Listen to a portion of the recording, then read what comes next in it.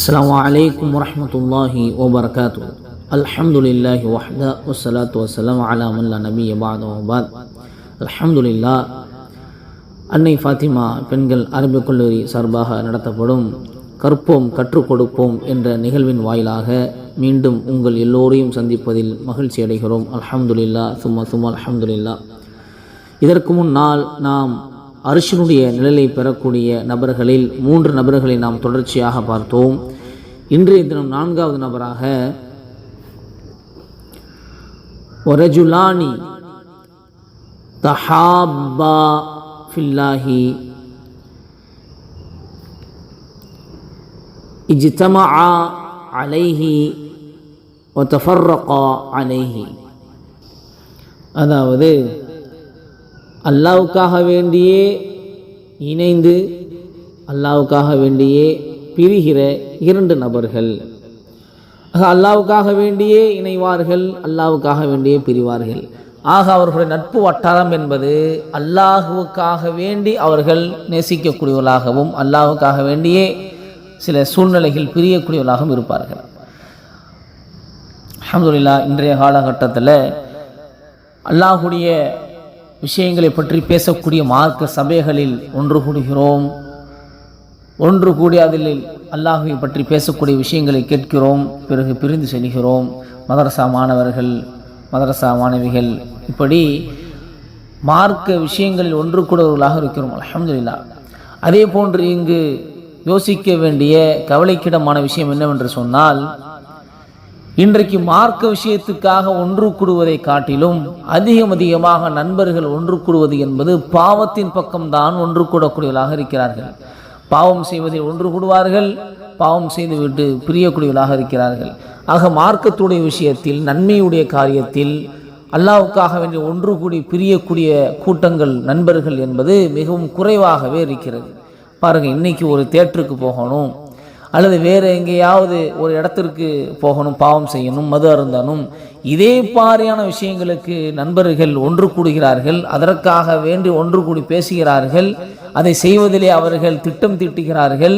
இன்றைய தினத்தில் இந்த இடத்துக்கு போய் இந்த படத்தை நம்ம பார்க்கலாம், இந்த தியேட்டருக்கு நம்ம போகலாம், இந்தந்த இடத்துக்கு நம்ம சென்று வரலாம், இந்தந்த தவறுகளுக்கு அவர்கள் ஒன்று கூடுகிறார்கள். அல்லாஹ் பாதுகாக்கணும், அல்லாஹ் பாதுகாக்கணும்.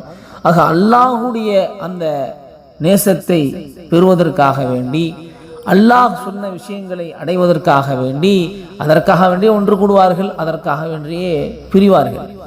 ஆக நம்முடைய நண்பன் எப்படி இருக்க வேண்டும் என்ற விஷயத்தை நாம் இங்கு தேர்வு செய்ய வேண்டும். நம்முடைய நண்பன், அவனுடைய முகத்தை பார்த்தால் மார்க்க சிந்தனை வரக்கூடியவர்களாக அந்த நண்பன் இருக்க வேண்டும். அவனை பார்த்தால் மறுமையுடைய சிந்தனை வர வேண்டும். அவனை பார்த்தால் அல்லாஹுடைய சிந்தனை வரக்கூடியவனாக இருக்க வேண்டும்.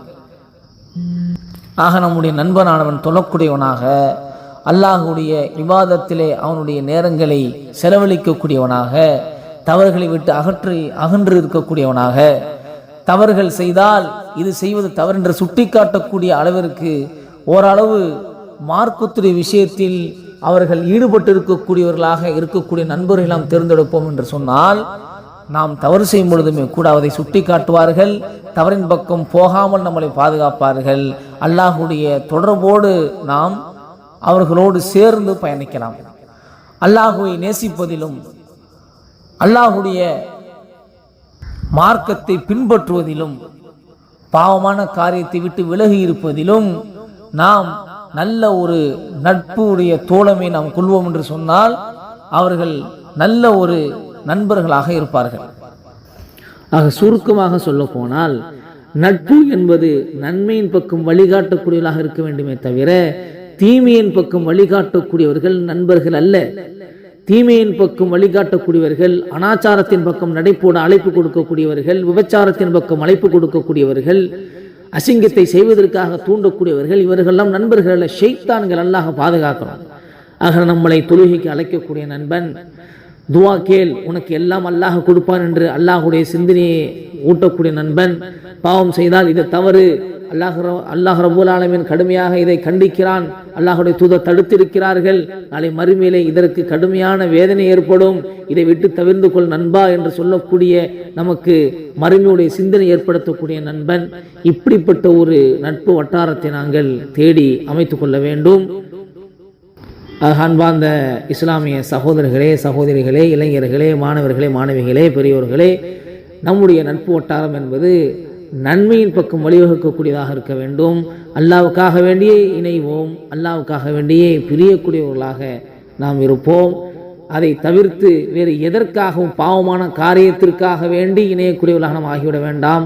அல்லாஹ் நம்மை பாதுகாக்க வேண்டும். ஆக நாம் தேர்ந்தெடுக்கக்கூடிய நட்பு வட்டாரங்கள் நாளை மறுமையுடைய சிந்தனை ஏற்படுத்தக்கூடிய நல்ல மார்க்க சிந்தனை உள்ள நண்பர்களை ஏற்படுத்துவோம். அல்லாஹ் ரப்பல் ஆலமீன் அப்படிப்பட்ட நண்பர்களாக நம்மளையும் அல்லாஹ் ஆக்கி புரிய வேண்டும் என்று நாம் பிரார்த்தனை செய்வோம். இன்ஷா அல்லாஹ் வேறொரு நபர், அதாவது அடுத்த நபர் அரசினுடைய நிலை பெறக்கூடிய அடுத்த ஒரு நபரை நாளை தினத்தில் சந்திப்போம். கற்போம், கற்றுக் கொடுப்போம் என்ற நிகழ்வின் வாயிலாக இன்ஷா அல்லாஹ். அஸ்ஸலாமு அலைக்கும் வரஹ்மத்துல்லாஹி வபரகாத்துஹு.